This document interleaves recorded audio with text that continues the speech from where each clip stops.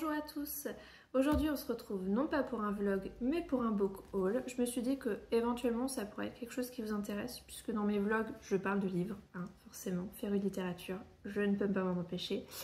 Et je me suis dit pourquoi pas vous partager un peu mes achats du mois d'avril. Donc en général j'achète neuf ou d'occasion, en fait j'ai pas vraiment de préférence. C'est en fonction d'où je les trouve, les bouquins. Voilà, donc là j'ai un peu en librairie et un peu Amazon. Oui, c'est pas bien Amazon, mais il y a des mangas que mon fils lit et que je ne trouve que sur Amazon, ou alors que je galère à trouver en librairie, mais ça se commande longtemps à l'avance, c'est un peu compliqué. Enfin bref, là j'ai pris Amazon et librairie, donc je vais vous présenter tout ça. Il y a du roman, mais pas que.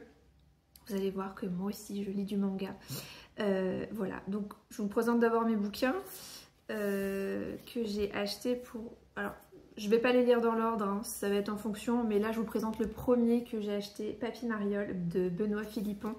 Je sais pas si ça vous parle, c'est un auteur assez connu. Je suis trop fan de sa plume. C'est policier, thriller, un peu humour noir, un peu décalé. Vraiment j'adore, et ce livre-là, je dois le lire pour le book club parce qu'on a rendez-vous là début avril pour se retrouver. Le thème était Benoît Philippon. Donc voilà, c'est vraiment, je recommande, génial. Ensuite, pour la continuité, on va rester dans le policier. J'ai pris Anne Granger, toujours, un flair pardon, infaillible pour le crime. Donc c'est une série un peu comme... Anne Perry, dans le même genre, en fait, elle va prendre deux personnages et elle va étaler leur histoire en fait sur plusieurs tomes. Là de mémoire, là c'est sur Ben et Lizzie et il y en a 8 je crois, donc là on est sur le 4e. On est sur un peu de romance, mais c'est surtout un policier historique 19e siècle. Voilà, j'adore son univers, sa plume, ça s'écrit, elle écrit vraiment bien, elle est vraiment douée et...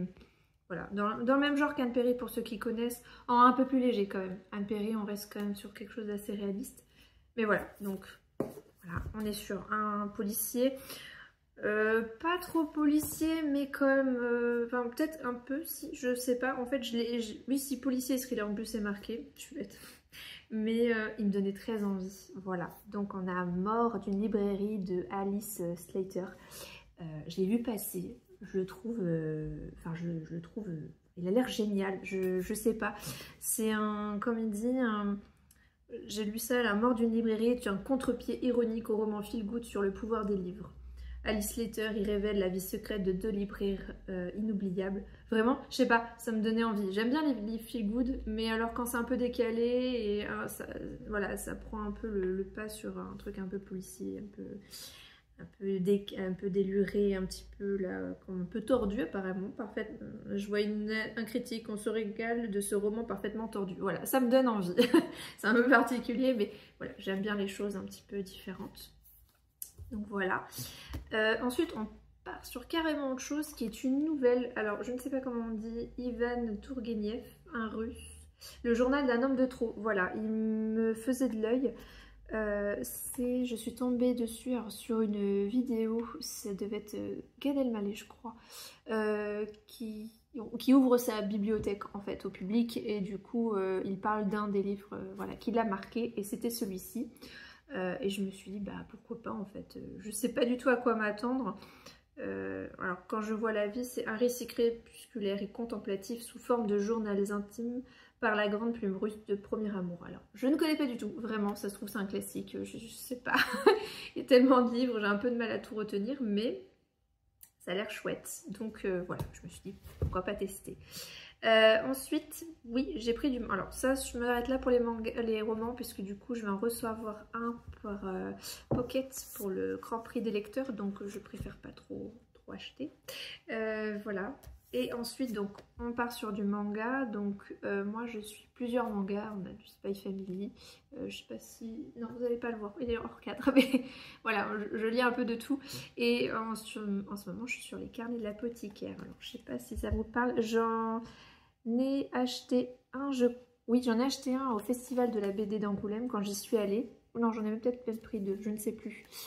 Voilà, donc là il y a le 14e tome qui vient de sortir et vraiment j'adore en fait le personnage principal qui est Mao, une jeune fille qui découvre un peu la vie à la cour dans Chine ancienne. Voilà, il y a un côté policier, un peu enquête et en même temps un peu de romance, un peu historique. Voilà, ça faut ouvrir un peu ses chakras, mais c'est hyper intéressant. Puis le dessin est magnifique. Alors à la base c'est un roman, mais j'avoue que je suis tombée dessus quand ça commence à être adapté en manga et j'ai trop envie de lire. Donc voilà, donc j'ai acheté ça. Et donc ensuite j'ai acheté autre chose. Alors je sais pas si vous connaissez peut-être le Weekly Jump, etc. Donc c'est un... Je ne l'ai pas acheté là, celui-là je l'ai acheté il y a un moment. En gros c'est là où sortent les chapitres des nouveaux des mangas pour savoir un peu la cote, etc.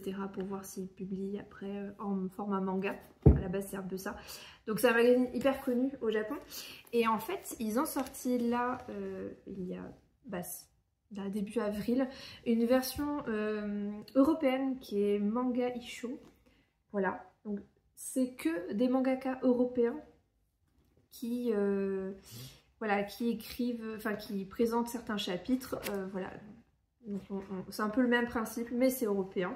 Donc voilà, Manga Isho, franchement, ça peut être intéressant pour ceux voilà, qui ont envie de découvrir autre chose, de nouveaux mangaka, pas que japonais. Voilà, ça peut être intéressant. Et dedans, du coup, à la fin, on a Renaud Lemaire qui a participé aussi, voilà, qui présente un chapitre comme ça.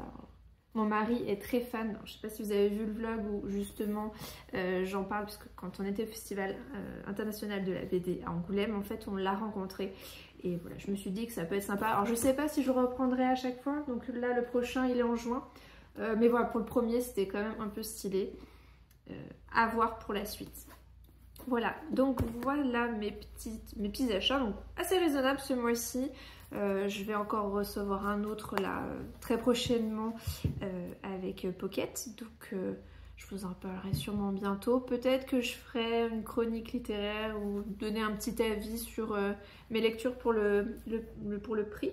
Ça pourrait être intéressant si voilà, ça vous plaît, peut-être que je pourrais refaire ce genre de vidéo. C'est assez particulier pour moi parce que du coup c'est la première fois que je fais un facecam, donc je suis pas hyper à l'aise, j'espère que ça se ressentira pas trop.